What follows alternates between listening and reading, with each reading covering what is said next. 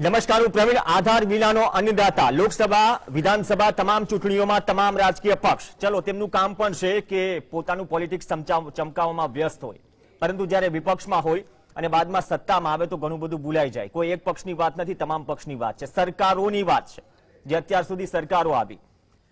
આધાર વિનાનો અન્નદાતા એટલા માટે કેમ કે એક તરફ 3 કૃષિ કાયદા, તેના વિરોધમાં ખેડૂતો અડીખમ છે. ભારતીય કિસાન જે મોરચો છે, સંયુક્ત કિસાન મોરચો, તે કહી રહ્યો છે કે 3 કૃષિ કાયદા રદ થાય. બીજી તરફ સંસદ 8મા દિવસે પણ 1 સેકન્ડ ચર્ચા ન થઈ. જે ખેડૂતો મુદ્દે છેલ્લા લાંબા સમયથી 8 મહિનાથી આંદોલનમાં વ્યસ્ત છે ખેડૂતો, 6 મહિનાથી સરકાર અને ખેડૂતો વચ્ચે ચર્ચા નથી થઈ. સંસદ પેરેલલ ચાલી રહ્યું છે જંતર મંતર પર મોક સંસદ, જેમાં અલગ અલગ દિવસે 200ની માત્રામાં ખેડૂતો મોક સંસદ કરી રહ્યા છે અને વ્હીપ પણ જારી કર્યું તમામ સાંસદોને કે તેમનો મુદ્દો સંસદમાં ઉઠાવે, નહીં કે વોકઆઉટ કરીને બહાર ભાગે. રાહુલ ગાંધી ટ્રેક્ટર લઈને પણ પહોંચી ગયા. પણ ખેડૂતોની જ્યાં સુધી વાત થાય, પંજાબની ચૂંટણી આવી રહી છે, યુપીમાં પણ ચૂંટણી આવી રહી છે, તેના સંદર્ભે અકાલી દળથી માંડીને તમામ રાજકીય પક્ષો અસ્ત અને વ્યસ્ત છે ખેડૂતો મુદ્દે રાજનીતિ ચમકાવવામાં. પણ હવે વાત કરવી છે અન્નદાતા પર જે દેવું છે. સરકારે જે આંકડો રજૂ કર્યો સંસદમાં કે 17 લાખ કરોડ જેટલું દેવું છે અને સરકારની હાલ કોઈ યોજના નથી લોન કે દેવા માફીની. આ લિસ્ટમાં સૌથી ઉપર તમિલનાડુ છે. ગુજરાતના ખેડૂતો પર પણ દેવું છે. તમિલનાડુમાં 1.89 લાખ કરોડનું દેવું છે. બીજી તરફ ગુજરાતના ખેડૂતો પર 90,000 કરોડથી વધારે ઉપરનું દેવું છે. હવે આ સ્થિતિમાં સવાલ એ થાય કે દરેક રાજકીય પક્ષ આવે. એક તરફ પાકના યોગ્ય ભાવનો સવાલ છે, એમએસપી લીગલ સ્ટેટસ મળે એમએસપી ને લાંબા સમયથી માંગ ચાલી રહી છે. 2018માં પણ જે સ્થિતિ ઉદ્ભવી હતી, મહારાષ્ટ્રના ખેડૂતો નાસિક પહોંચ્યા હતા ચાલતા ચાલતા. 2021માં આવીને બેઠા છીએ, પણ એમએસપી ને લીગલ સ્ટેટસ આપવાની વાત હજુ પણ અધૂરી છે. અને જે ફોર્મ્યુલા મુજબ એમએસપી અપાઈ રહી છે, જે 22-23 પાકોમાં, એ ફોર્મ્યુલા પણ જે સ્વામિનાથન પંચની ભલામણ હતી એ મુજબની નથી. કોઈ પણ રાજકીય પક્ષો ગફલતમાં ન રહે. આધાર વિનાનો અન્નદાતા એટલા માટે કેમ કે 2014 પહેલા યુપીએ સરકાર પણ C2+50 મુજબ એમએસપી આપી શકતી હતી, ન આપી. 7 વર્ષથી કેન્દ્રમાં મોદી સરકાર છે, એનડીએ સરકાર છે, બહુમતીમાં સરકાર છે, પણ 7 વર્ષથી C2+50 ફોર્મ્યુલા અનુસાર એમએસપી મળતી નથી. અને 2015ના શાંતારામ કમિટીના રિપોર્ટ મુજબ દેશના માત્ર 6% ખેડૂતોને જ એમએસપી નો લાભ મળે છે. હવે આ સ્થિતિમાં એક તરફ આપણે દેવા માફીની ના કહીએ એ વાત અલગ છે. પંજાબ હોય, યુપી હોય, યુપીમાં પણ ભાજપ સરકારે દેવું માફ કર્યું, પંજાબમાં કોંગ્રેસ સરકારે કર્યું, રાજસ્થાનમાં પણ દેવા માફીની વાત કરી અશોક ગેહલોત સરકારે. તો રાજ્ય લેવલ પર દેવું માફ થઈ રહ્યું છે, પણ અહીં કેન્દ્ર કહે છે કે હાલ કોઈ યોજના નથી. બીજી તરફ C2+50 મુજબ સરકાર ખેડૂત સંગઠનોના કહેવા મુજબ વાત કરવા તૈયાર નથી કે એમએસપી ને લીગલ સ્ટેટસ મળે. તો અહીંયા સવાલ એ થાય કે ભલે 2022નો ગોલ પોસ્ટ ભલે 2024માં શિફ્ટ થયો, પણ ખેડૂતોની આવક ડબલ કઈ રીતે થશે? એવી તો કઈ જાદુની છડી છે જેના ઉપર આપણે દાવા કરી રહ્યા છીએ? આજ મુદ્દે ચર્ચા કરીશું. આપણી સાથે મોટી પેનલ છે, કટ ટુ કટ અને મુદ્દાસર વાત કરીશું. અને આ પેનલમાં આપણી સાથે સ્ટુડિયોમાંથી ભાજપના પ્રવક્તા તરીકે મહેશ કસબાલા જોડાશે, ડોક્ટર હેમંત કુમાર શાહ અર્થશાસ્ત્રી તરીકે જોડાશે, ગાબુભાઈ ચૌધરી ભારતીય કિસાન સંઘમાં છે, અને 2 મહાનુભાવો આપણી સાથે જોડાશે, કોંગ્રેસના પ્રવક્તા તરીકે પાલ આંબલિયા અને શિવકુમાર શર્મા કક્કાજી સંયુક્ત કિસાન મોરચામાંથી ભોપાલથી જોડાશે. હાલ તે સંસદમાં પણ અવારનવાર જાય છે, જે મોક સંસદ ચાલી રહી છે, અને સરકાર સાથે વાતચીતમાં પણ સંયુક્ત કિસાન મોરચાની જે કમિટી છે, તમામ વાતચીતમાં 12 વખત જે વાતચીત થઈ, 11 વખત લીગલ અને 12મી વખત 1 વખત અમિત શાહ સાથે તેમાં હતા. હવે આ પરિસ્થિતિમાં હેમંતભાઈ આપથી જ શરૂઆત કરીએ. જી, દેવા માફીની ના પાડી, મતલબ કે અત્યારે કોઈ યોજના નથી. 2022નું ગોલ પોસ્ટ 2024માં શિફ્ટ થયું, અને એક તરફ આપણે ખેડૂતોની આવક ડબલ કરવાની વાત કરીએ છીએ. એમએસપી હું વારે ઘડી એટલા માટે કહું છું કેમ કે એમએસપી સતત જે ખેડૂત આંદોલન કરી રહ્યા છે કે 3 કૃષિ કાયદા સાથે સાથે એમએસપીની જે લીગલ સ્ટેટસની માંગ છે એ અકબંધ છે, મતલબ ઇન્ટરકનેક્ટેડ છે. તો આ પરિસ્થિતિમાં જે અત્યારે પરિસ્થિતિ આપણને દેખાઈ રહી છે, તનાતની છે, સરકાર અલગ છે, 3 કૃષિ કાયદા રદ નથી કરવા, ખેડૂતોને એનાથી ઓછું મંજૂર નથી અને ઉપરથી દેવા માફીની પણ ના. રાજ્યો કરશે, પણ આ સ્થિતિમાં આવક ડબલ કઈ રીતે થશે?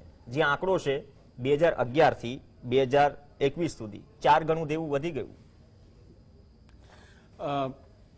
હું મૂળભૂત રીતે માત્ર દેવા વિશે અત્યારે વાત કરીશ. સરકારે એમ કહ્યું કે ખેડૂતો ઉપર અત્યારે 17 લાખ કરોડ રૂપિયાનું દેવું છે અને ખેડૂતોનું દેવું માફ નહીં કરવામાં આવે. સરકાર ખેડૂતોનું દેવું માફ નહીં કરવા માટે જે દલીલ કરી શકે તે દલીલ એવી છે કે એમ કરવાથી બજેટમાં ઘણી બધી મુસીબત ઊભી થઈ શકે અને બજેટમાં રાજકોષીય ખાધમાં વધારો થઈ શકે. પણ હું એ વાતને બાજુ પર રાખું છું અત્યારે. પણ જે સામાન્ય રીતે ખેડૂતોના દેવાના સંદર્ભમાં વાત કરવામાં આવે છે એ વાત મને લાગે છે કે જરા વિગતે તપાસવાની આવશ્યકતા છે. જો ખેડૂતોનું દેવું માફ કરવામાં આવે તો પછી દેવું લઈને પાછું નહીં આપવાની ખેડૂતોને ટેવ પડી જાય એવી એક વાહિયાત દલીલ કરવામાં આવતી હોય છે. આવો સવાલ હું ઉદ્યોગપતિઓ વિશે ના પૂછી શકું કે ઉદ્યોગપતિઓ જે દેવું લે છે અને દર વર્ષે બેંકો એ દેવું માંડવાળ કરે છે તો ઉદ્યોગપતિઓને ટેવ ના પડે, માત્ર ખેડૂતોને જ પડે.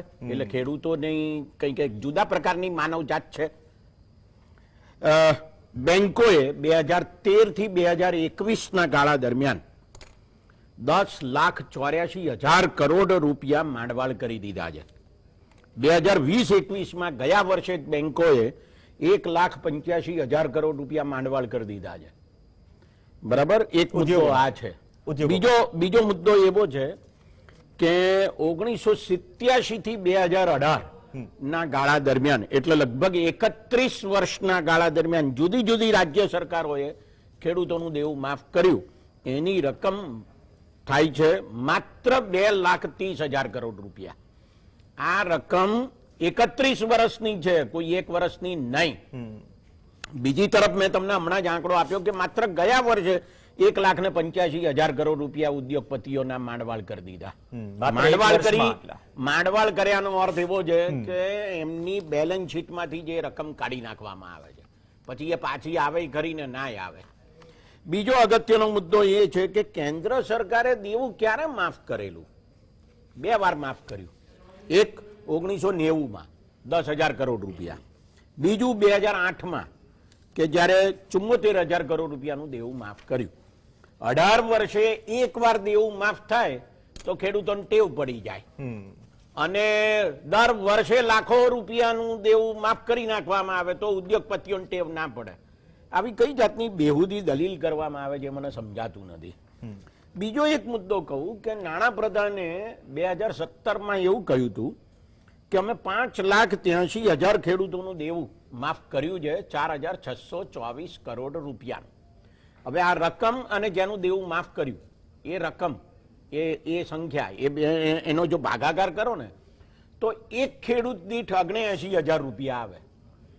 આ બહુ મોટી રકમ છે માફ કરવા માટે. એ મને સમજાતું નથી. જો તમે કરોડો રૂપિયા માફ કરી નાખતા હોવ તો હું એટલા માટે કહું છું આ રકમ હવે જરા બહુ ચોંકાવનારો આંકડો આપું. આવકવેરો, કંપની વેરો, જીએસટી અને એક્સાઇઝ ડ્યુટી વગેરે આ બધામાં જે રકમ સરકાર જાત જાતની રાહતો અને માફી આપીને માફ કરે છે એમાં સરકાર દર વર્ષે કરોડો રૂપિયાની આવક ગુમાવે છે. 18મી જુલાઈ 2016ના રોજ સંસદમાં સરકારે જે જવાબ આપ્યો છે એમાં એવું કહ્યું છે કે 2013 થી 16ના ગાળા દરમિયાન માત્ર 3 વર્ષમાં આવી રાહતો આપીને અને માફી આપીને સરકારે 17,15,000 કરોડ રૂપિયાની આવક ગુમાવી. એટલે ખેડૂતોનું દેવું 17 લાખ કરોડ રૂપિયા અને સામે સરકારે આ બધી રાહતોને માફી આપ્યા. કોને આપ્યા? તો આવકવેરામાં આપ્યા, કંપની વેરામાં આપ્યા, અને બીજા બધામાં આપ્યા. હું રાજ્ય સરકારોની વાત નથી કરતો, રાજ્ય સરકારો ઉદ્યોગોને જે સબસિડી આપે છે એની વાત નથી કરતો. આ ભારત સરકારનો આંકડો છે. તો એક બાજુ તમે 3 વર્ષમાં ઉદ્યોગોને 17,15,000 કરોડ રૂપિયાની રાહતો આપો છો અને માફી આપો છો, પણ તમે ખેડૂતોને કશું આપવા માટે તૈયાર નથી. કેમ તૈયાર નથી? તો કે મને એવું લાગે છે કે એવી દલીલ 100% થઈ શકે કે ભાઈ ખેતીની આવક એ દેશની જીડીપીમાં છે કેટલી? 15%, 16%, 18%, વધુમાં વધુ. એટલે ખેડૂતો ભલે ને બૂમા બૂમ કરે, સરઘસો કાઢે, દિલ્હીની સરહદે આવીને બેસે કે જંતર મંતર ઉપર સંસદ કરે, એમનું ઉપજવાનું શું? સવાલ એ છે મારો વન્સ અગેઇન કે આપણે જે ભારતના બંધારણની શરૂઆત કરીએ છીએ ને એમાં વી ધ પીપલ ત્યાંથી શરૂઆત કરીએ છીએ. તો આ વી ધ પીપલમાં આ દેશના 15 કરોડ ખેડૂતો અને આશરે 19 કરોડ ખેત મજૂરો એ આ વી ધ પીપલમાં ખરા કે નહીં? આ સવાલનો જવાબ આપણે શોધવો પડે એમ છે. ઓકે મહેશભાઈ, ઉદ્યોગપતિઓના દેવા માફ થાય, ઘણા આંકડાઓ આવ્યા. યુપી સરકારે પણ દેવું માફ કર્યું, કોંગ્રેસે પંજાબમાં પણ દેવું માફ કર્યું. અહીંયા સ્થિતિ એ છે, દેવું એક બહુ મોટો પ્રશ્ન છે, ધિરાણનો આંકડો વર્ષો ને વર્ષે વધતો જાય છે. બીજી તરફ જે એમએસપી મળી રહી છે જે ફોર્મેટ હિસાબથી, તમે જે માંગ કરી રહ્યા હતા સત્તામાં આવ્યા બાદ 7 વર્ષથી કદાચ એ ફોર્મ્યુલા મુજબ તમે એમએસપી પણ નથી આપી શકતા. સરકારનો ખુદનો સુપ્રીમ કોર્ટમાં જવાબ છે કે C2+50 અનુસાર અમે નથી આપી શકીએ. તો આમાં કઈ રીતે 24માં આવક ડબલ થાય? એવી તો કઈ જાદુની છડી છે કે જે મુજબ આવક ડબલ થાય? પ્રવીણભાઈ, મુદ્દો જે આજનો છે અને જે પ્રકારે કેટલાક અખબારોમાં હેડલાઇન બની, ખેડૂતોના 17 લાખ કરોડ રૂપિયાનું દેવું છે ને આજે, એટલે કે જે અખબારની હેડલાઇન બની એ ગઈકાલ સુધીની વાત હતી કે ગઈકાલ સુધી ખેડૂતોનું દેવું માફ કરવા માટે સરકારની કોઈ યોજના નથી. હું સ્વીકારું છું, એ અખબારે સ્વીકાર્યું છે. આજે હું સ્વીકારું છું કે આજ સુધી ખેડૂતોનું 17 લાખ કરોડ રૂપિયાનું દેવું આજ સાંજ સુધી કોઈ સરકારની પાસેથી એવી માહિતી નથી કે ખેડૂતોનું દેવું છે એ માફ કરવામાં આવે. આ માહિતી આવતીકાલે નહીં કરવામાં આવે એવું નથી. પહેલી વાત. અચ્છા પ્રવીણભાઈ, મારી વાત સમજજો. હું જે અખબારી હેડલાઇન છે એ અને અત્યારે હું કહું છું એ બે સાથે તમે જોજો કે આવતીકાલે આ નહીં થાય એવી હું કોઈ પ્રકારની ઓથેન્ટિકલી વાત કરવા માંગતો નથી. દેવું નાબૂદ થાય, અંશતઃ દેવું માફ થાય કે ન થાય, સરકારે એની ભવિષ્યની યોજના કીધી નથી. આ હાલ કોઈ યોજના નથી. મારો શબ્દ પ્રયોગની સામે વાંધો છે. મારો વાંધો શબ્દ પ્રયોગની સામે છે કે સરકાર ક્યારેય કરવાની નથી. મારો આની સામે વાંધો છે. બીજી વાત હું આપને કરું કે ખેડૂત, આ ડિબેટનો અર્થ એ હોવો જોઈએ કે ખેડૂત કેવી રીતે દેવા મુક્ત બને, ખેડૂતની આવક કેવી રીતે વધે, ખેડૂતનો કેટલો ફાળો ઉદ્યોગપતિનો. હું બહુ સ્પષ્ટપણે માનું છું કે ખેડૂત અને ઉદ્યોગપતિ વચ્ચે બનતી ખાઈને રોકવાની જવાબદારી અહીંયા બેઠેલા તમામ લોકોની, સરકારની પણ છે, તમામ રાજકીય પક્ષોની પણ છે. હું બધાની વાત કરું છું પ્રવીણભાઈ. હું કોઈની એમાં હું આવી જાઉં ને, હું જયારે આવું ત્યારે સરકાર પણ આવી જાય. હું એવું નથી કહેતો. એટલા માટે કે જે પ્રકારે સાહેબે કીધું કે 17 લાખ કરોડ રૂપિયાનું દેવું ખેડૂતને કંઈ મળતું નથી, એ વાત સાથે હું સંમત નથી.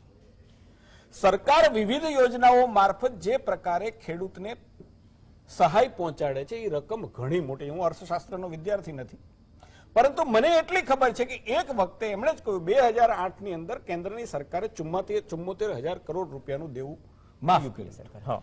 ગુજરાતની અંદર કેટલા કરોડ રૂપિયા, 400 કરોડ રૂપિયા એવા તો મને ખ્યાલ છે. કોને એ દેવું માફનો લાભ મળ્યો હતો? અને બીજી આપને હું વાત કરું કે કોઈ પણ ઉદ્યોગપતિ હોય કે ખેડૂત હોય એને દેવું માફ કરી દઈશું એટલે કાલે ફરીથી દેવું નહીં થાય એની ગેરંટી? દેવું થશે જ ને. ભારતીય જનતા પાર્ટી, નરેન્દ્રભાઈની સરકાર એવું અમે કરવા માંગીએ છીએ કે ખેડૂતો છે અચ્છા એ આત્મનિર્ભર શબ્દ છે. એના કેટલાક લોકો, મને એમ લાગે છે કે અતિ બુદ્ધિશાળી લોકો કદાચ એની ઠેકડી પણ ઉડાવતા હશે, પરંતુ હું બહુ સ્પષ્ટ કહેવા માંગુ છું કે નરેન્દ્રભાઈ મોદીની સરકાર એવું કરવા માંગે છે કે ખેડૂત આત્મનિર્ભર બને, ન માત્ર બેંકો અને એની સહાય ઉપર જીવે. એ બેંકોનું લેણું પણ ભરી શકે ને. મને ખેડૂતોની પ્રમાણિકતા ઉપર એક ખેડૂતના દીકરા તરીકે મને ગર્વ છે. એમણે કહ્યું કે ઉદ્યોગપતિઓની લોનો વેવ કરવામાં આવે છે. મારે ગર્વ સાથે કહેવું પડે છે કે ખેડૂતોએ આજ સુધી એની લોન વેવ કરવા માટેનું કહ્યું નથી.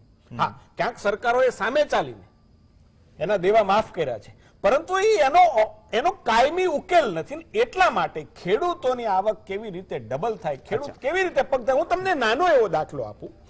વર્ષોની સરકારની, ડાભોભાઈ કદાચ મારી સાથે સંમત થાય કે નહીં મને ખબર નથી, પરંતુ વર્ષો સુધીની દીર્ઘદ્રષ્ટિ વિહીન સરકારોએ જે પ્રકારના પગલા લીધા ને પરિણામે ખેડૂત છે માત્ર કુદરત આધારિત જ. આજે 70,000 કરોડ રૂપિયા દર વર્ષે ખેડૂતોના સીધા ખાતાની અંદર જાય. કિસાન સન્માન નિધિ, કિસાન સન્માન નિધિના મારફત જાય છે. આજે 0% ખેડૂતોને ઉછીના પૈસા આપવાનું કામ એ ભારતીય જનતા પાર્ટીની સરકાર કરે છે. ન કેવળ આટલું છે, મને ખ્યાલ છે કે મારા બાપ દાદાઓએ બિયારણ ડુપ્લિકેટ આવતું હતું એના માટે સરકારની સામે આંદોલનો કરેલા છે. સરકારે ખેડૂતોને આમાંથી મુક્ત કર્યો છે. ક્યાંક આવા માફિયાઓ જે લોકો હતા, ક્યાંક દવા ડુપ્લિકેટ દવા, ક્યાંક ડુપ્લિકેટ ખાતર, ડુપ્લિકેટ બિયારણ, સરકાર કામ એમાંથી કરી રહી છે. ખેડૂતોને મુક્ત કર્યા છે. મહેશભાઈ, આ એ બધા ખેડૂત- પ્રશ્નોમાં એક મિનિટ, સરકારે, હું મહેશભાઈ હું એ જ કહું છું, હું તમારા પ્રશ્ન પર જ આવું છું, જી. કેમ કે પણ આજે મને મારા- મૂળ મુદ્દા મને ઉપર જ જવાબ આવો. પર રહેવા મહેશભાઈ, દો. મૂળ તમે કહું છે આવક ડબલ કરવાની મારે વાત, બીજી તો વાત- બીજી વાત. C2+50 સૌથી મોટી ક્રાંતિકારી ફોર્મ્યુલાની જે વાત. માંગ છે ભૂતકાળમાં તમે કરતા હતા સાહેબ, સત્તામાં 7 વર્ષથી ભૂલી ગયા. મારી સૌથી મોટી ક્રાંતિકારી વાત આ છે કે એક વખત ભારતનો ખેડૂત છે એ વરસાદ થાય એટલે ખાતર માટે લાઈન મારેતો હતો. ખાતર નહોતું મળતું, એ લાઈનમાંથી તો ખેડૂતને મુક્તિ આપી. પણ મારે ક્રાંતિની વાત કરવી છે કે જે પ્રકારે નરેન્દ્રભાઈના વિઝનરી દ્રષ્ટિકોણના નીચે જે પ્રકારે દેશના વૈજ્ઞાનિકોએ નેનો ટેકનોલોજીના માધ્યમથી જે પ્રકારે ખાતરની શોધ કરી છે, આવનારા સમયની અંદર ખેડૂત જે આજે 1200 રૂપિયાની થેલી Agree. મુક્ત કરતો હતો, મહેશભાઈ, agree. એ ઘણા સાહેબ બધા એક બદલાવ ખિસ્સામાં આવ્યા. લઈને બોટલ મહેશભાઈ, લઈને જશે. ઘણા બધા કહેવાનો મતલબ Agree, આવા agree. અનેક મહેશભાઈ, પગલાં. નહીં, simple પ્રવીણભાઈ, તમે જે મારા જવાબ સવાલ ઉપર નથી આવ્યા સાહેબ. ખેડૂતોના સંદર્ભમાં જે આવક કઈ પ્રકારે રીતે વધારી વિઝનથી, શકાય? જે આવક કઈ રીતે પ્રકારે- વધારી શકાય? મેં કહ્યું, તમે સવાલ ઉપર આવો. એના જ ઉપાયો મેં બતાવ્યા. C2+50 કેમ નથી બીજું આપી હું રહી તમને- સરકાર? હા, હા, હું UPA C2+50 ન આપ્યું, તમે કેમ નથી આપી હું રહ્યા? 7 આપું. વર્ષથી સત્તામાં છો સાહેબ. તમે હેમંતભાઈ સાથે આવું કહ્યું નથી. નહીં નહીં, મને હું મારો આંકડા પક્ષ લીધા. રાખવા- હું હા, તમારો તમે પક્ષ જ બોલો. રાખો. નહીં, હું બીજાને- સવાલ કરું છું. નહીં, બીજાને હું સવાલ કરું છું ને, C2+50 કેમ સરકાર નથી આપી શકતી? UPA ન આપ્યું, તમે તો આપો. MSP ગેરંટી કરવાની વાત છે, તો MSP ગેરંટી કેમ નથી થઈ રહી? હવે બોલું. હા. અમે નથી આપી શકે કે આપી શકે, મને એમ લાગે છે એનો જવાબ ખેડૂતો સારી રીતે આપી શકે. હું સમજણો થયો ત્યાં સુધી મેં ક્યારેય નહોતું જોયું કે આ ગુજરાતની અંદર 7,000-8,000 કરોડ રૂપિયાની ખરીદી થાય. અચ્છા, MSP ના ભાવે ખરીદી થાય. તમે ઇતિહાસને તપાસી લેજો, અહીંયા અર્થશાસ્ત્રી બેઠા છે. ગુજરાત સરકારના ચોપડામાં હું એમ માનું છું કે 10 વર્ષ પહેલાના ચોપડા સંભાળ તમે ચેક કરી લો કે MSP થી 8,000 રૂપિયાની ખરીદી, 8,000 કરોડ રૂપિયાની એમાં ખરીદી કોઈ થતી નિસ્બત હોય નથી. અને ખેડૂતોને પોષણક્ષમ ભાવ આપવાનું કામ માન્ય, પુણ્ય કામ માન્ય, કોઈ માન્ય. હોય, તો પોષણક્ષમ ને આ ભારતીય જનતા ફોર્મેટ મુજબ આપી આજે દો ને હવે સાહેબ. બીજી વાત આપને કરું પ્રવીણભાઈ, આ ફોર્મ્યુલા આજે- મુજબ નહીં, આપી તમે દો. તો નહીં માનો પણ મને નહીં, હું શું કામ ન માનું હું સાહેબ? આ આપની માંગ બીજી રહી છે. વાત- એક સારી વાત તમે તમને વિપક્ષમાં કરું. હતા, તમારી માંગ રહી છે. હમણાં આપણા ખેડૂતનો મને PM મોદી તત્કાલીન મુખ્યમંત્રી હતા ગુજરાતના, મનમોહન સિંહને પત્ર લખ્યો હતો, MSP લીગલાઇઝ બધી કરવામાં વાત આવે. સાચી તમારી, પણ MSP એ ખરીદી નહોતી Legalize થતી કરવામાં અને આવે. દર વર્ષે MSP રિવાઇઝ પણ નહોતી અચ્છા. થતી. આ નરેન્દ્રભાઈ પરંપરા, મને હમણાં એક કુકાઓના ખેડૂતનું મારે નામ નથી આપવું, એને મને લખ્યું છે કે આજે સાહેબ કપાસનો ભાવ 1705 રૂપિયા છે. હું જાણું છું ખેડૂતના બધા જ ખેડૂતના ઘરમાં કપાસ કપાસ ન નહીં હોય, અત્યારે સ્થિતિ પરંતુ નથી. ભારતીય જનતા પાર્ટીની સરકાર એનું સોલ્યુશન એ કરવા માંગે છે કે Okay. ખેડૂતોની હોલ્ડિંગ કેપેસિટી કેવી રીતે વધે. અને મારી તો GSTV ના માધ્યમથી ખેડૂતોને વિનંતી છે કે આ દર વર્ષે જોઈએ છે. કેટલાક લોકો એવાય મેં જોયા છે કે જ્યારે 150 રૂપિયાની ડુંગળી હોય ત્યારે આંદોલન કરે ખેડૂત માટે અને 200 રૂપિયાની ડુંગળી હોય ત્યારે હજી- આંદોલન ખેડૂતની સામે કરે. Okay. ભારતીય જનતા પાર્ટી એમાંની નથી. અમે હોલ્ડિંગ કેપેસિટી વધારવા માંગીએ છીએ કે ખેડૂતને ઉપજ લે ત્યારે જેટલા પૈસાની જરૂર હોય એટલો જ માલ વેચે, બાકીનો હોલ્ડ કરે. Okay. એટલા માટે મતલબ કે સંગ્રહ એને કરે. પોષણક્ષમ ભાવ મળે. હા, એના માટે જાળવી રાખવાની ગોડાઉન વ્યવસ્થા. અને Okay. એની એક મિનિટ પ્રવીણ, પૂરું થવા દો. Okay. એના માટે ગોડાઉનની સુવિધા અને અચ્છા. આવનારા સમયમાં ઈ ગોડાઉન ઉપર અચ્છા. બેંકો કેવી રીતે સારામાં સારી રીતે જેમ બીજી જગ્યાએ સ્ટોક ઉપર ફાઇનાન્સ કરે છે એવી રીતે Okay. કરી શકે એવું સરકારની વિચારણાને ओके, આધારે. शिव कुमार कक्का जी है अपनी साथ है। कक्का जी स्वागत है आपका। भाजपा के प्रवक्ता ने कहा कि नहीं, योजनाएं चल रही है, उसमें कोई शक नहीं है, इतनी सारी योजनाएं चल रही है, किसान सम्मान निधि आ गई, हमने MSP दे दिया, MSP शायद 6% किसानों को ही मिलता है देश में, as per Santa committee report 2015। But इस वक्त नहीं तो संसद में चर्चा हो रही है, नहीं तो सरकार की तरफ से एक ही चीज हो रही है कि हम तीनों कानून निरस्त नहीं करेंगे, क्लोज वाइज चर्चा कर लो। तो मतलब अब तक MSP दे दी, आपको कर्ज भी माफ नहीं करना है, राज्यों का जो है वो देख ले। तो इस स्थिति में आपको क्या लगता है, ये जो कर्ज बढ़ा 10 सालों में, 15 सालों में सभी सरकारों के राज में, इसका सॉल्यूशन तो है नहीं, तो आवक मतलब इनकम कैसे डबल होगी? कौन सी जादू की छड़ी है? यही सवाल तो मैंने पूछा भाजपा के प्रवक्ता से। देखिए, ये इनकम डबल एक जुमला है। ये इनको पता नहीं होता है कि इनकम डबल कैसे होगी।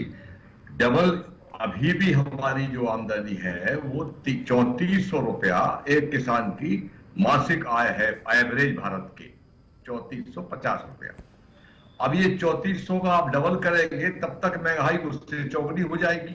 डीजल कितना पहुंच गया है, पेट्रोल कितना पहुंच गया है, खाद कितना पहुंच गया है, डीएसटी कितना पहुंच गया है, ट्रैक्टर पर जीएसटी लग गया है। तो जितना दे नहीं रहे हैं उससे ज्यादा डबल नहीं होगी, किसान बर्बाद हो जाएगा। कर्ज मुक्ति हम नहीं करेंगे, C2+50 हम नहीं देंगे, 3 काले कानून हम रद्द नहीं करेंगे, एमएसपी पर गारंटी का कानून हम नहीं बनाएंगे। आप बताइए 600 किसान शहादत दे चुके हैं, 8 महीना हमको हो गया है, अभी किसान पार्लियामेंट चल रहा है।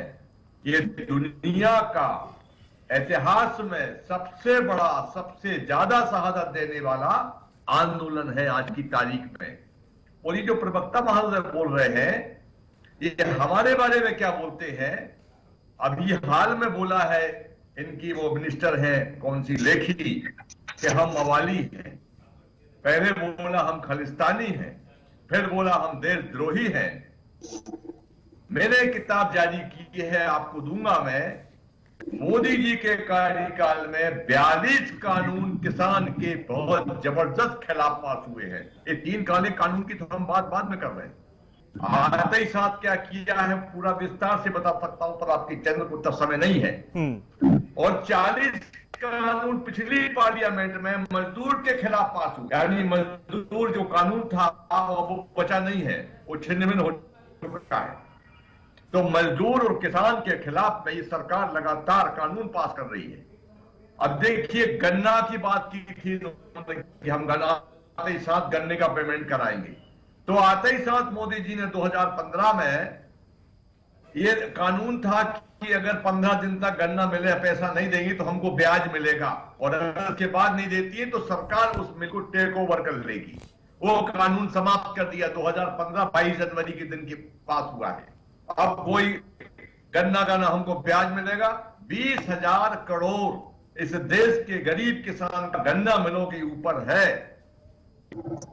मोदी जी ने कहा कि हमने 8,000 करोड़ चीनी मिलों को दे दिया है। हमने चीनी मिलों से पूछा कि 8,000 करोड़ दिया है, हमारा भुगतान करो, तो बोले इसलिए नहीं दिया है, वो दिया है एथेनॉल बनाने के लिए प्लांट लगाए।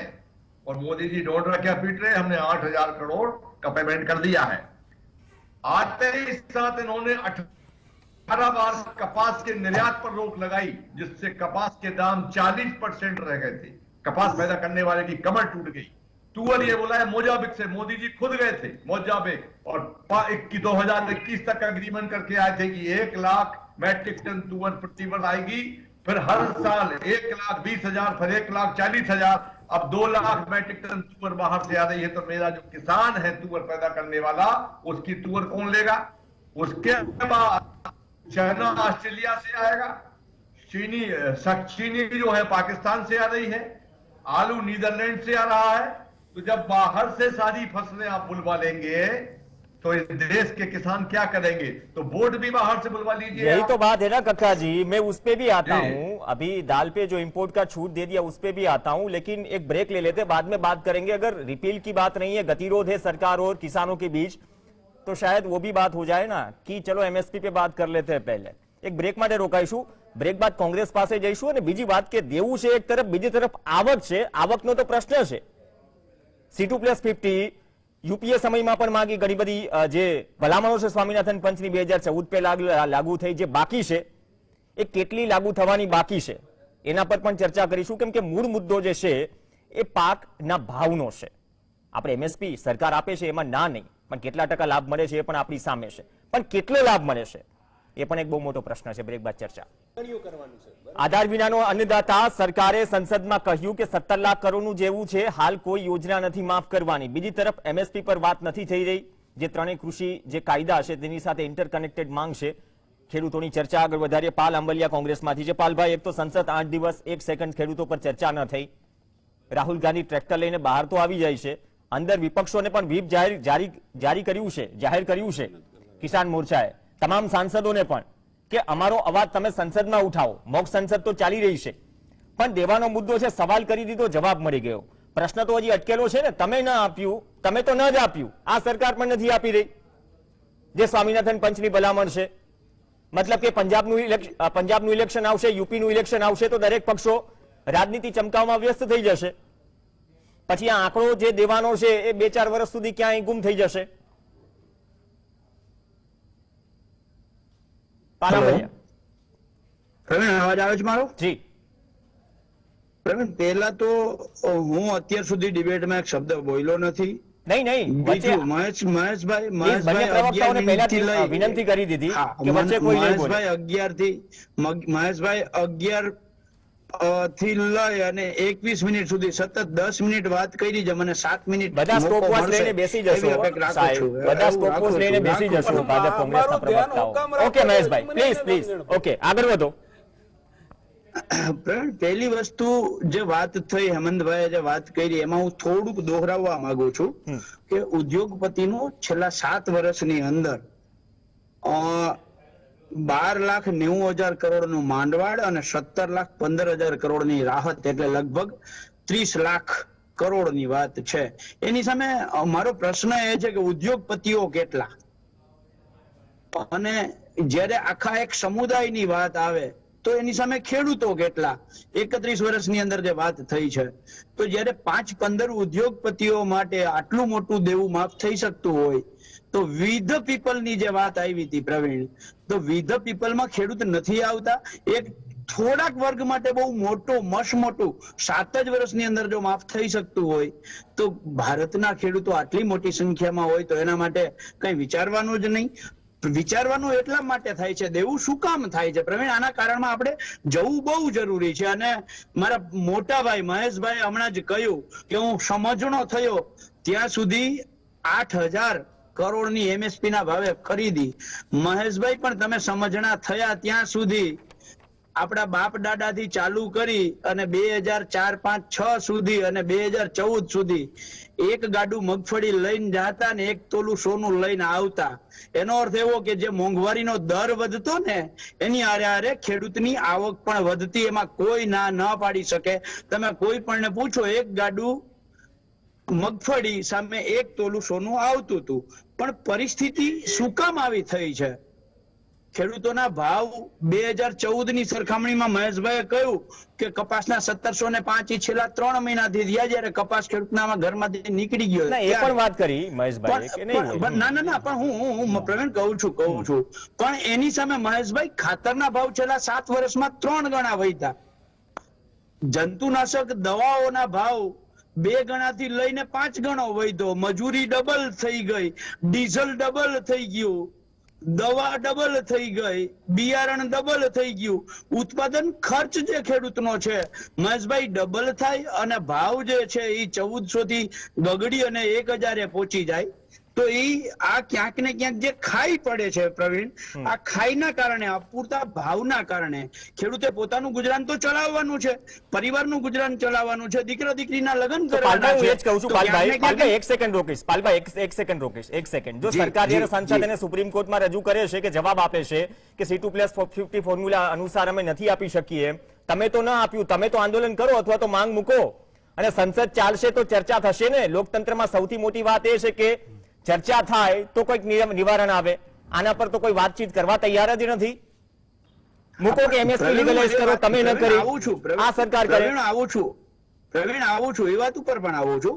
હમણાં જ એ જ વાતને લઈને અને તમારા આમાં જવાબ છે પ્રવીણભાઈ, અને મહેશભાઈએ જે કહ્યું કે સરકારની વિવિધ યોજનાઓ. મહેશભાઈ, વિશ્વનો કોઈ એવો ધંધો નથી કે જયારે ઇનપુટ કરો ને ત્યારે 2000 ભાવ હોય અને એનો આઉટપુટ ડુંગળી બહાર નીકળે ને ત્યારે 200 રૂપિયા થઈ જાય. સરકારની નીતિ તમે જોવો, જયારે ડુંગળી ખેડૂતો વાવે છે ત્યારે સરકાર 5 લાખ મેટ્રિક ટન ડુંગળીનો વિદેશથી આયાત કરવાનો ઓર્ડર કરે છે. જયારે કઠોળ 3 મહિના પછી પાકવાનું છે ત્યારે 3 લાખ ટન મેટ્રિક ટન કઠોળ મગાવવાની, આયાત કરવાની સરકાર નીતિ બનાવે છે, પોલિસી બનાવે છે. એટલે એક બાજુ વિદેશથી આવેલો માલ છે એ માર્કેટમાં આવે, એક બાજુ ખેડૂતનો માલ માર્કેટમાં આવે, ભાવ ઓટોમેટિકલી નીચે જવાનો છે. મહેશભાઈ, તમે વિવિધ યોજનાની જે વાત કરતા હતા એમાંથી હું 2 યોજનાઓ યાદ કરાવું છું. માનનીય નરેન્દ્રભાઈ મોદીએ પોતાના નામ ઉપર પ્રધાનમંત્રી પાક વીમા યોજના જે કરી હતી અને એ યોજનાને આપણા જ ગુજરાતના મુખ્યમંત્રીએ કહ્યું કે આ યોજના સારી નથી. એની મુખ્યમંત્રી શ્રીની 10 ઓગસ્ટ 2020 ની પ્રેસ નોટ તમે જોઈ લ્યો. એની અંદર બહુ સ્પષ્ટ કહ્યું છે કે આમાં ગોટાળા થાય છે. પ્રવીણ, આની અંદર બીજો જવાબ એ છે કે ખેડૂત દેવાદાર આના કારણે થાય છે. પ્રધાનમંત્રી પાક વીમા યોજના મુજબ 61,000 રૂપિયા ખેડૂતોને પાક વીમો મળવા પાત્ર હતો, ત્યાં 60,000 ખાઈ ગયા, 1,000 આપ્યો છે. આજે 60,000 ખાઈ ગયા છે.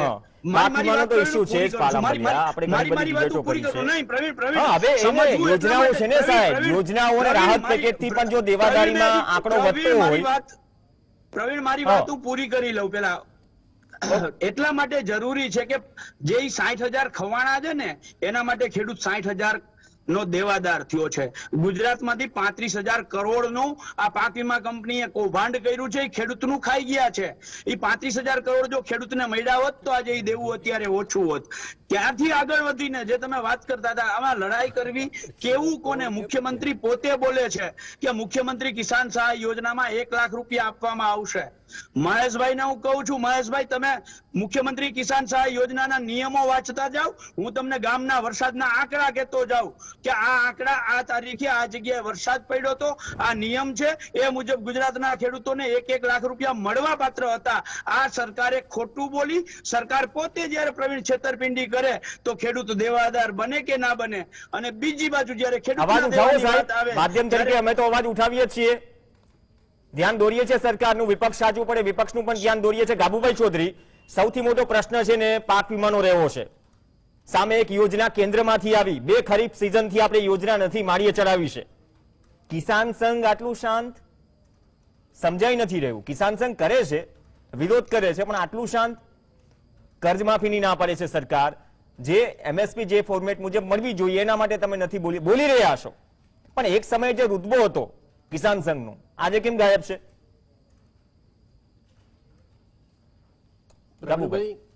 જે રુજબો હતો એ જ અત્યારે છે અને અત્યારે અમારા તાલુકા જિલ્લા મથકો ઉપર તમામ જગ્યાઓ પર અમારા કાર્યક્રમો ચાલતા જ હોય છે.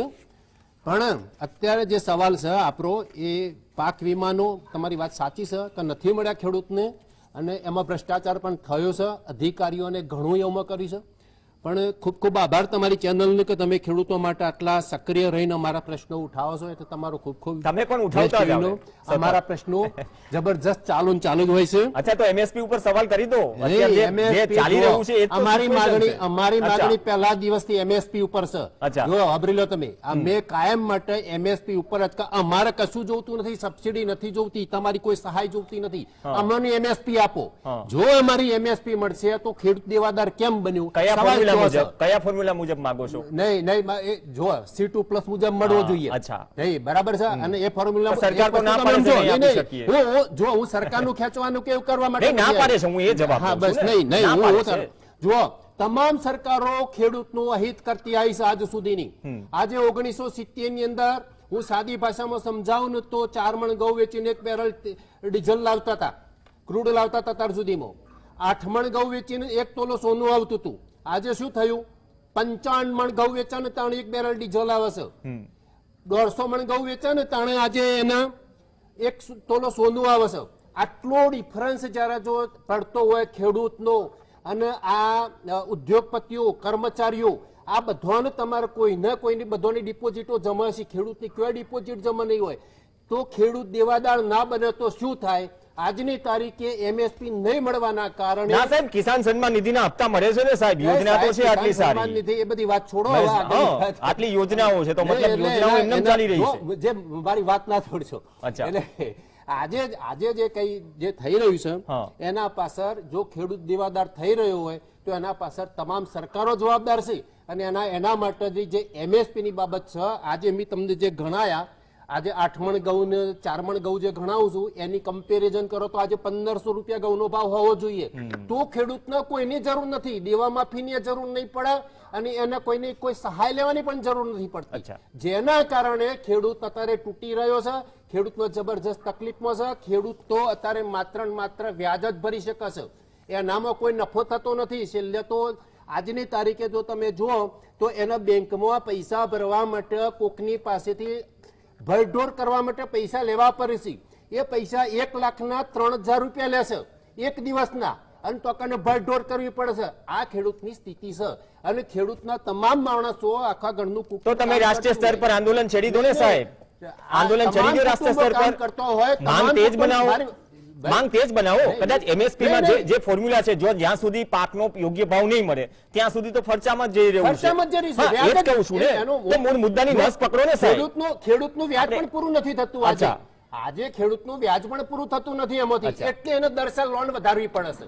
રૂટિંગમાં જે લોન છે ને એનું વ્યાજ ભરવા માટે તો ખેતીમાંથી તૂટશે, એટલે ત્યાં એને આગળ લોન વધારવી પડે. ઓકે, હેમંત કુમાર શાહ, દેવાદાર થતો હેમંત કુમાર શાહ, મુખ્ય વાત એ નીકળી કે સાહેબ જે સ્વામિનાથન આયોગે કે પંચે જે ભલામણ કરી કે સાહેબ આટલી જે કોસ્ટિંગ છે એ આવે, એના હિસાબથી આપણે નક્કી કરવું જોઈએ જે પણ એમએસપી નક્કી થાય છે. હવે ચિંતાજનક બાબત તો એ છે કે commission for agriculture cost and prices CACP-માં ખેડૂતના 2 સભ્યો જ નથી, અને જે સરકારો મોકલે છે અહીંથી, સરકાર તો ઈચ્છે છે કે પર એકરે આટલી કોસ્ટ આવે છે એ હિસાબથી એમએસપી મળવી જોઈએ, પણ કેન્દ્રમાંથી આવીને સાહેબ આંકડાઓ બદલાઈ જાય છે. C2+50 ફોર્મ્યુલા પર સાહેબ કોઈ વાતચીત કરવા તૈયાર જ નથી. હવે એ નહીં મળે ફોર્મ્યુલા તો આમ પણ નુકસાનીમાં જઈ રહ્યા છે. આ દેવાનો આંક તો વધશે, આમાં તો કોઈ સોલ્યુશન દેખાઈ રહ્યું નથી. મુદ્દો એ છે કે શા માટે આપણે ખેડૂતોના દેવાની ચિંતા કરવી પડે છે. ઉદ્યોગપતિઓના દેવા વિશે તમે કોઈ દિવસ આવી ચર્ચા નહીં કરી હોય. મોટે ભાગે કોઈ ટીવી ચેનલ પર આવી ચર્ચાઓ નથી થતી, કારણ કે બેંકો એમના દેવા માફ કરી દે છે, એમના દેવાનું માંડવાળ કરે છે. એક કાયદો છે ઇન્સોલ્વન્સી એન્ડ બેન્ક્રપ્સી કોડ. આ કાયદો ઇઝ ઓફ ડુઈંગ બિઝનેસના નામે લાવવામાં આવ્યો છે. બરાબર, એમાં થાય છે શું? થાય છે તો એ કે જે કંપની છે એના માની લો કે 100 કરોડ રૂપિયા બાકી છે કોઈ બેંકના, તો બેંક, કંપની અને એ કંપની ખરીદનાર કંપની એ બધા ભેગા થાય છે. ભેગા થઈને નક્કી કરે છે તમારા 100 કરોડ બાકી છે, ચાલો હવે તમે જે ખરીદનાર કંપની છે ને, પેલી જે 100 કરોડ નહીં ચૂકવનાર કંપનીને કોઈ નવી કંપની ખરીદે છે, એ એમ કહે છે કે હું તો બેંકને 100 કરોડ ભલે બાકી હોય પણ 60-65 કરોડ આપીશ, ચાલશે બેંકને? બેંક કહે છે સારું ચાલશે. આવું બધું ચાલે છે, આ થઈ રહ્યું છે ઇઝ ઓફ ડુઈંગ બિઝનેસના નામે. ખેડૂત ધંધો કરે છે કે નથી કરતા, એને ઇઝ ઓફ ડુઈંગ બિઝનેસ ખરું કે નહીં, એના માટે કશી વ્યવસ્થા કરી કે નહીં, આ મોટો સવાલ છે. મૂળ મુદ્દો એ છે કે જે ખાતર, દવાઓ, બિયારણ, પાણી, આ બધાના જે ભાવ વધ્યા, બરાબર, એટલા પ્રમાણમાં વળતરજન્ય ભાવ મળ્યા ખરા ખેડૂતને? એ નથી મળતા, એટલે મુસીબત થાય છે. અને પછી એમણે શાહુકારો પાસેથી, ખાનગી સગાવાલા મિત્રો પાસેથી દેવું લેવું પડે છે. હમણાં જે વાત થઈ કે 1 લાખ રૂપિયાના 3,000 રૂપિયા રોજના આપવા પડે છે, એનો અર્થ શું થયો? રોજનું 3% વ્યાજ થયું. એનો અર્થ શું થયો? વાર્ષિક શું થયું વ્યાજ? 1,095% વ્યાજે, 1,095% વ્યાજે ખેડૂત પૈસા લે છે લોન ફેરવવા. આના વિશે કઈ ચિંતા કરવાની જરૂર ખરી કે નહીં? આ અસંગઠિત નાણાં બજાર છે, સંગઠિત નાણાં બજાર નથી. બીજો એક અગત્યનો મુદ્દો મારે કહેવો છે, પ્રધાનમંત્રી આવાસ યોજના, એના હેઠળ ઘર માટે રોકડ રૂપિયા 2,67,000 રૂપિયા સુધીની સબસિડી સરકાર આપે, અને એ પણ 40 થી 45 લાખ રૂપિયા સુધીનું ઘર ખરીદનારને આપે. 2,67,000 રૂપિયાની સબસિડી આપે છે સરકાર. તો આ ખેડૂતને તમે 20-25,000 50,000 રૂપિયાનું દેવું માફ ના કરી શકાય? ઉત્તર પ્રદેશની યોગી સરકારે જ્યારે દેવું માફ કર્યું ત્યારે એ દેવાની રકમ લગભગ 32,500 કરોડ રૂપિયા. કેટલા ખેડૂતોનું માફ કર્યું? બધા ખેડૂતોનું નહીં, ઉત્તર પ્રદેશના બધા ખેડૂતોનું દેવું માફ નહોતું કર્યું. કેટલાનું કર્યું? આંકડો આવ્યો તો લગભગ 2,65,00,000 ખેડૂતોનો. એવરેજ તમે કાઢો તો ખબર પડે કે એવરેજ એક ખેડૂતનું 15,000 રૂપિયાનું દેવું માફ થયું, ઉત્તર પ્રદેશની સરકારે કર્યું. આવું બાકીની બધી રાજ્ય સરકારોનું છે, માત્ર ઉત્તર પ્રદેશની સરકારનું જે એવું નથી. પંજાબ, રાજસ્થાન, દેશના 92% ખેડૂતોની જમીન 5 એકરથી ઓછી છે. નાના અને સીમાંત ખેડૂતો છે, એમને દેવામાં રાહત મળે તો એમ સમજવું જોઈએ કે દેશના આમ આદમીને રાહત મળે છે. મારો મુદ્દો આટલો છે કે ખેડૂતોનું દેવું માફ કરવું એ કાયમી ઉકેલ નથી, વાત સાચી. તો પછી ઉદ્યોગોની રકમ દેવાની, લોનની શા માટે કાયમ માટે માંડવાળ કરે જ જાવ છો? ત્યાં કાયમી ઉકેલ નથી એવું કેમ નથી કહેવામાં આવતું કે ના ના ના ઉદ્યોગોની લોન માંડવાળ કરવી એ કઈ કાયમી ઉકેલ નથી એવું કોણ ત્યાં આગળ કોને? કેમ ખેડૂતો માટે જ આવી ભાષા વપરાય છે એ મને સમજાતું નથી. એનો અર્થ એવો થાય છે કે આપણું જે વિકાસનું મોડેલ છે એ મોડેલ જ આપણે કોના તરફી ઊભું કર્યું? ધનવાનો તરફી ઊભું કર્યું.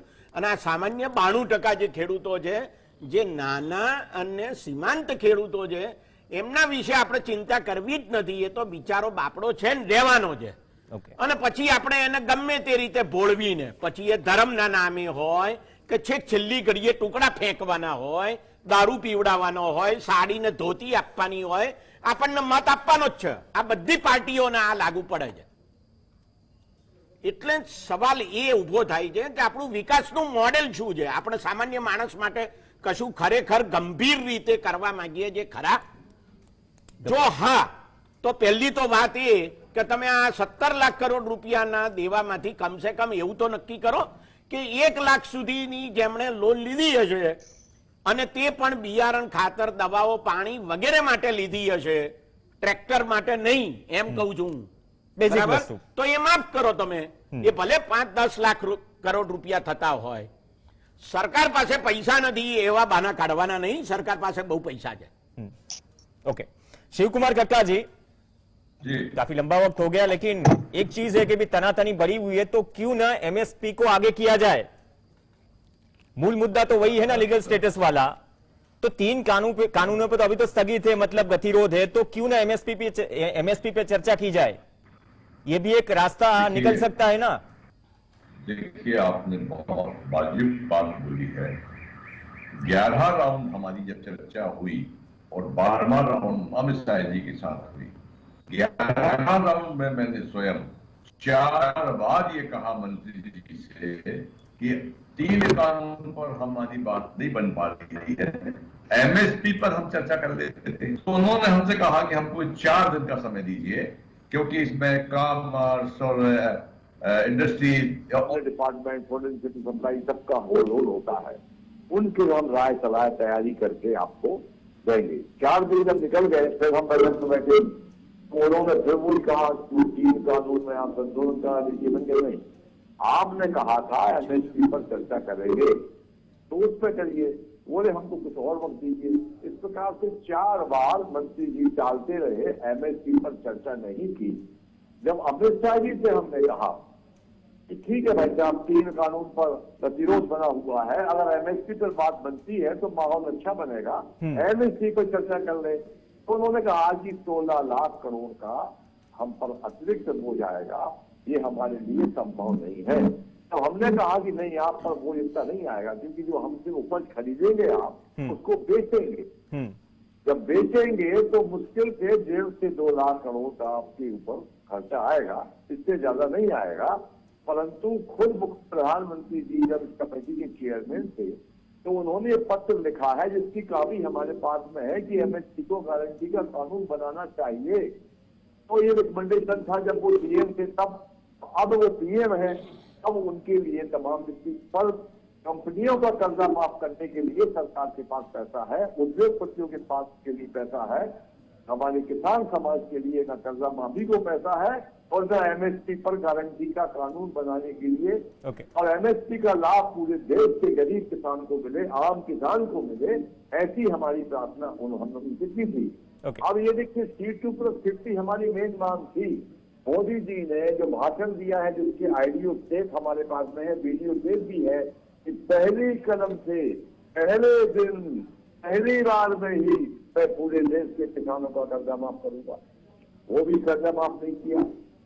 उसके बाद C2+50 पर लंबा भाषण दिया कि 1 साल खेती की जमीन का किराया, परिवार का लेबर, मशीनरी की घिसाई, पूरे खर्चे जोड़कर उसके ऊपर 50% का मुनाफा हम देंगे. वो भी ऐसे सुप्रीम कोर्ट ने हमें नहीं किया, हम नहीं दे सकते. तो सवाल ये है कि अभी बड़ी संख्या में दूध का आयात होने वाला है। आपका जो अमूल है ये बंद हो जाएगा, आप नोट कर लीजिए, ताला लग जाएगा अमूल में, क्योंकि बड़ी संख्या में 12 रुपया लीटर दूध मंगाने की पूरी तैयारी सरकार ने पास कर ली है। उसका भी हमको लड़ाई लड़ना पड़ेगी। आज पूरे भारत में 5 करोड़ से ऊपर परिवार दूध से पलते हैं, वो सबके सब बेरोजगार हो जाएंगे। तो ये जो वादे किए हैं, तो हम चाहते हैं कि जो बार बार सम्मान निधि की बात करते हैं प्रांगणी, ये हमको भीख नहीं चाहिए, हमको अपनी फसल की वाजिब कीमत चाहिए। ओके, तो एमएसपी पे ही पेच फंसा है ना शिवकुमार जी। મહેશભાઈ, હવે મહેશભાઈ, પાલભાઈ બંનેને 2-2 મિનિટ, એમએસપી ઉપર જ પેચ ફસાયેલો છે, તો પછી કેમ નથી આપી દેતા? આપણે એમએસપી ઉપર એવું ને, હમણાં 12 જે પાકો છે એમાં એમએસપી માં ભાવ વધારો કર્યો, પણ જે ફોર્મ્યુલા મુજબ આપવી જોઈએ નથી મળી રહી. સામે તમને પણ ખબર છે કોસ્ટિંગ વધી રહ્યું છે, ડીઝલનો ભાવ નામ નથી લેવાતું, તમને પણ જાણો છો ડીઝલ. હા, એટલે તો આપી દો પ્રવીણભાઈ. હા, બહુ સહેલું છે, વાત સાચી છે કે આપી દો કેવું, પરંતુ નહીં, સહેલું નથી સરકાર માટે.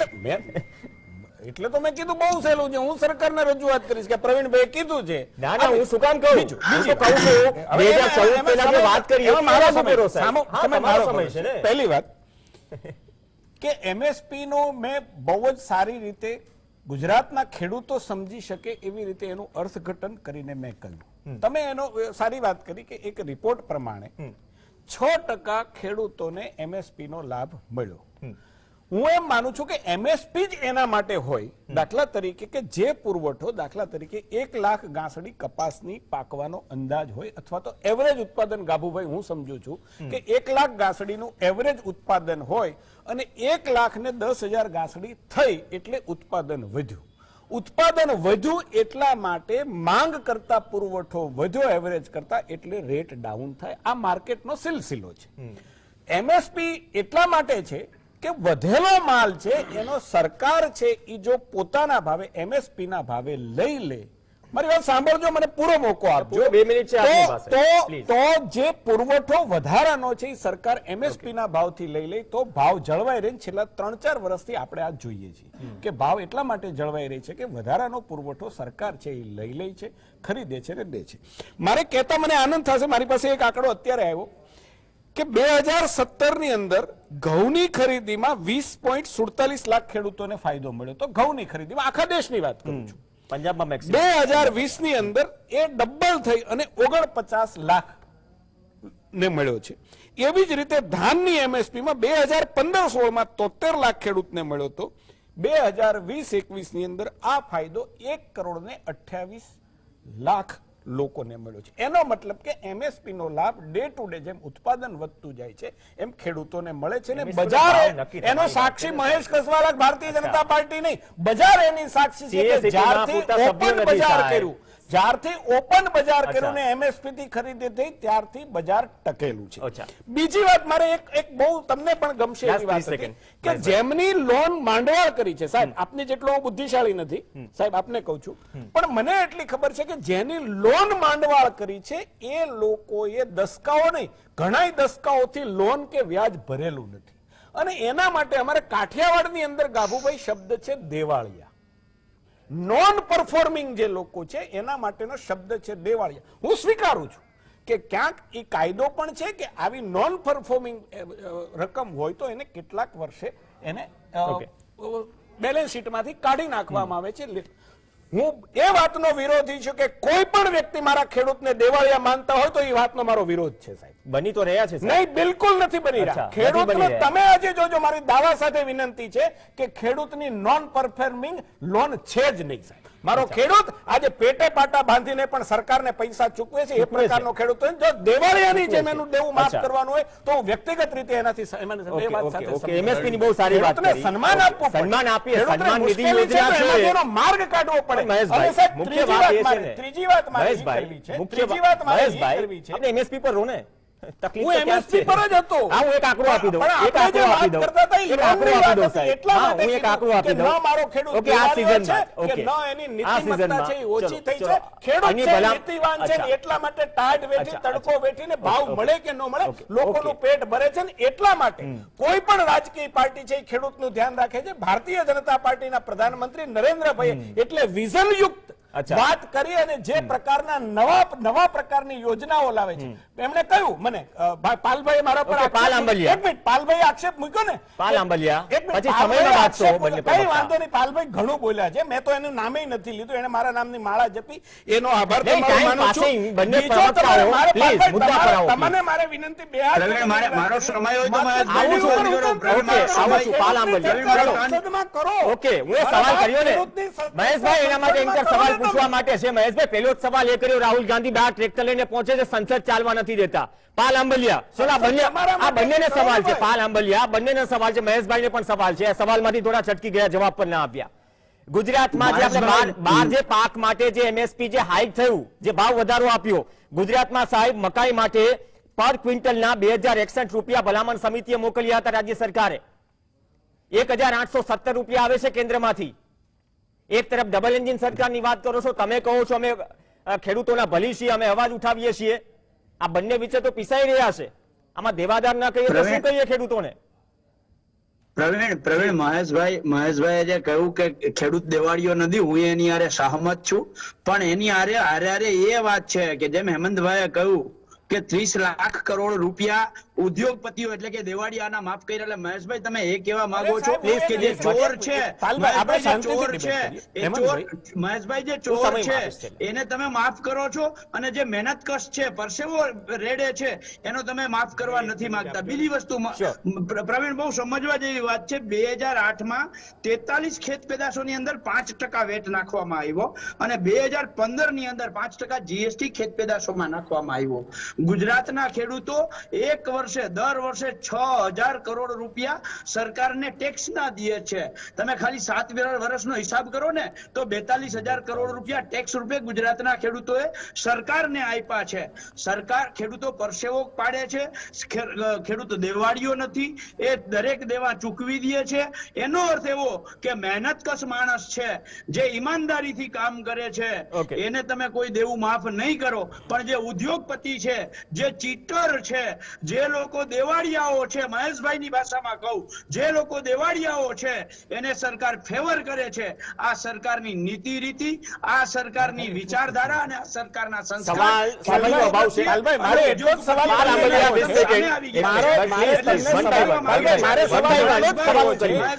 ઉદ્યોગપતિના દેવા માનની મનમોહનસિંહજીની સરકારમાં કેટલા માફ થયા? ત્યારે પણ રહ્યા હતા. માનની પ્રધાનમંત્રીની ચેમ્બરમાંથી, માનની મનમોહનસિંહજીની ચેમ્બરમાંથી કેવી રીતે લોન અપાતી હતી, ઉદ્યોગપતિઓને કેવી રીતે લોન અપાતી હતી, એ તો પાલભાઈ. ઓકે, પાલ આંબલિયા, મહેશ કસવાલા, બંનેના ઓડિયો લાવો. હેમંતભાઈ 20 સેકન્ડ છે. હેમંતભાઈ 20 સેકન્ડ છે. મારો એક જ સવાલ છે કે ભારત સરકારની એક યોજના છે, એનું નામ છે પ્રોડક્શન લિંક્ડ ઇન્સેન્ટિવ સ્કીમ. આ ઉદ્યોગો માટે છે અને 2021-22ના બજેટમાં ઉદ્યોગોને આ યોજના હેઠળ સબસિડી આપવા માટે 1,97,000 કરોડ રૂપિયા ફાળવવામાં આવ્યા છે.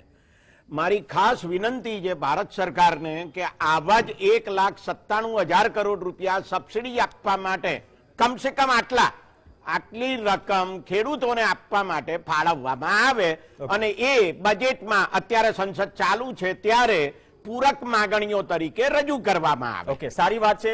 તમામનો અભાવ, સમયનો અભાવ છે. ગાબુભાઈ પ્લીઝ, હું નહીં આવી શકું, પણ મુખ્ય મુદ્દો એને કર્યો.